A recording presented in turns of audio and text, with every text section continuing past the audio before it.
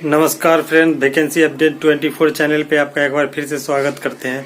तो आज हम लोग बात करेंगे STET को लेकर, क्योंकि आपको ही पता होगा विगत दिनों पिछले दिनों कल ही की बात है, मुख्यमंत्री नीतीश कुमार ने अपने ट्विटर हैंडल से TRE-4 का घोषणा कर दिया है और इसका ये भी कर दिया है कि सितंबर तक आचार संहिता से पहले परीक्षा वगैरह भी ले ले। हालांकि ये अभी तक संभव नहीं लग रहा है, लेकिन मुख्यमंत्री जी ने ऐसा लिखा है। साथ ही शिक्षा मंत्री का भी शाम में एक इंटरव्यू हुआ है, प्रेस कॉन्फ्रेंस ही था, उसमें उन्होंने बोला कि सितंबर तक हम परीक्षा ले लेंगे, लेकिन संभवतः ये अभी तक पॉसिबल नहीं है, क्योंकि अभी भी TRE-3 का जो पोस्टिंग वगैरह चल रहा है और सीटों की गणना नहीं की गई है ठीक से, तो उन सब में समय लगेगा।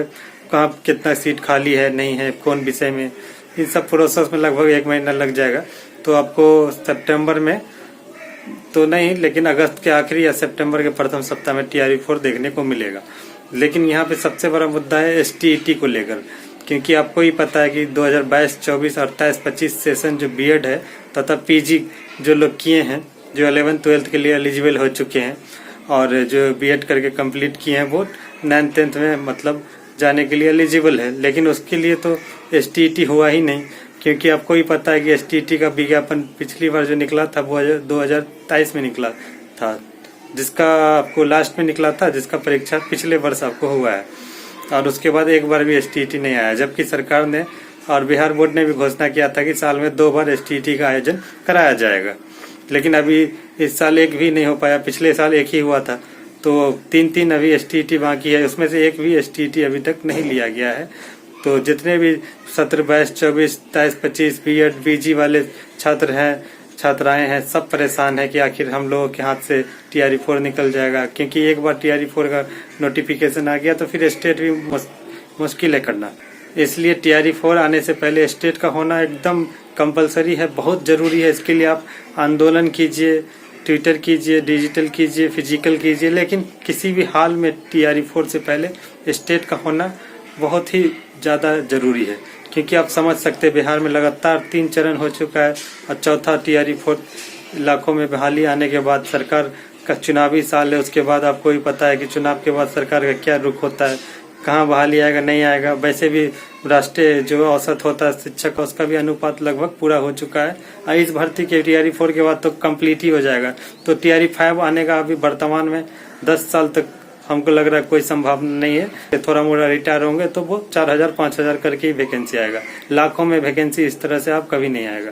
तो इसलिए स्टेट के लिए आप लोग सभी आवाज उठाइए और इस वीडियो को शेयर कीजिए, कमेंट कीजिए, जिससे हम लोग ग्रुप बनाकर पटना में जाकर एक विशाल आंदोलन करें, जिससे सरकार तक बात पहुंच जाए और 28-29 जुलाई तक सरकार स्टेट का नोटिफिकेशन और घोषणा करे कि ले लें। क्योंकि 23 में जो हुआ था 2023 में, वो भी आनंद फानन में STET हुआ था, 1 महीना में रिजल्ट नोटिफिकेशन सब कंप्लीट हो गया था। तो ऐसा ही इस बार भी अगर होता है आंदोलन के बाद तो ऐसा ही होगा। वैसे ही पटना उच्च न्यायालय में भी स्टेट के लिए एक रिट जो है केस दायर किया गया, तो उसका सुनवाई 24 आपको जुलाई को होने वाली है। उसमें ही हो सकता है कि जज आपको आदेश दे दे जो है कि STET लेने के लिए, लेकिन फिर भी फिजिकल मोड में और डिजिटल मोड में सभी को आंदोलन करना जरूरी है, तभी हम लोगों की आवाज भारत सरकार तक जाएगी और स्टेट के लिए नोटिफिकेशन जारी करेगा, अन्यथा नहीं निकालेगा।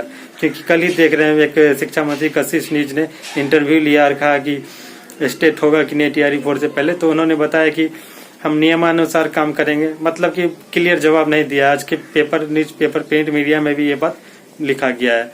तो इसलिए जब तक आंदोलन नहीं होगा तब तक ये स्टेट नहीं आने वाला। इसलिए इस आंदोलन को सकारात्मक रूप देने के लिए सभी लोग एकजुट होइए और हम लोग आंदोलन का रूपरेखा तैयार करेंगे। वर्तमान में इस चैनल को सब्सक्राइब कीजिए, लाइक कीजिए, शेयर कीजिए और इस वीडियो को भी ज्यादा से ज्यादा शेयर कीजिए 23-25, 22-25 PG BEd सभी सेशन वाले के लिए। धन्यवाद।